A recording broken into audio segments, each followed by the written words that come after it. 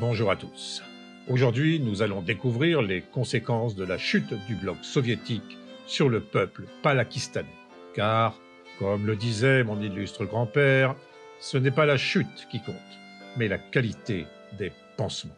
Plongeons-nous donc de nouveau dans l'histoire géostratégique et géopolitique secrète du Palakistan, l'âge de GSP.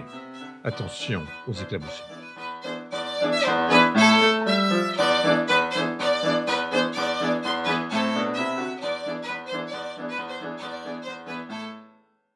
Le bar de la République, ancien bar de la dictature du prolétariat. Cet établissement est géré par un certain Molotov. On y retrouve un échantillon de la faune palakistanaise. Agriculteurs alcooliques, ouvriers bourrés, militaires sous, écrivains ivres-morts. On raconte même que l'on y aurait croisé des gens sobres. C'est vous dire si ce bistrot est mal famé.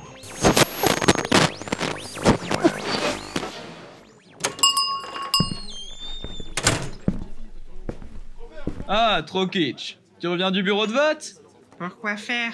On avait le choix contre le gouverneur Anarkovitch et Anarkovitch. Le gouverneur.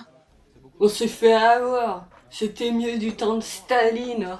C'était une dictature, mais au moins, il l'assumait. Mais Anarkovitch aussi l'assume. Tout le monde sait qu'un pays dont le nom commence par République démocratique est forcément une dictature. Vous devriez tous avoir honte. C'est notre devoir moral d'aller voter. Démocratie ou dictature? Je te reconnais bien là, caporal Kalachnikova. Toujours à faire la boy scout pour le gouvernement. Je suppose que pour pouvoir tirer à balles réelles sur des manifestants, y a pas besoin d'un cerveau fonctionnel, hein. Les militaires sont de tels pigeons dans notre pays. C'est à se demander si on a vraiment besoin d'une aviation. C'est ça, salut la compagnie. Tiens, il est plus dans le coma éthylique celui-là. Tournée générale, patron, je viens de sortir de ces fichus camps de rééducation. Je ne pensais pas que tu étais républicain, Guérépov. Les écrivains sont tous des anti-révolutionnaires. Heureusement que Guérépov n'a jamais écrit la moindre ligne, hein.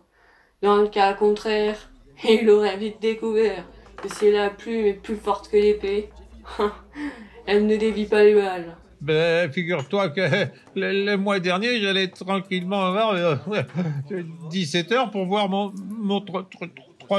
troisième apéro du soir, quand je me suis retrouvé dans cette fichue manif. Quelques semaines plus tard, je devais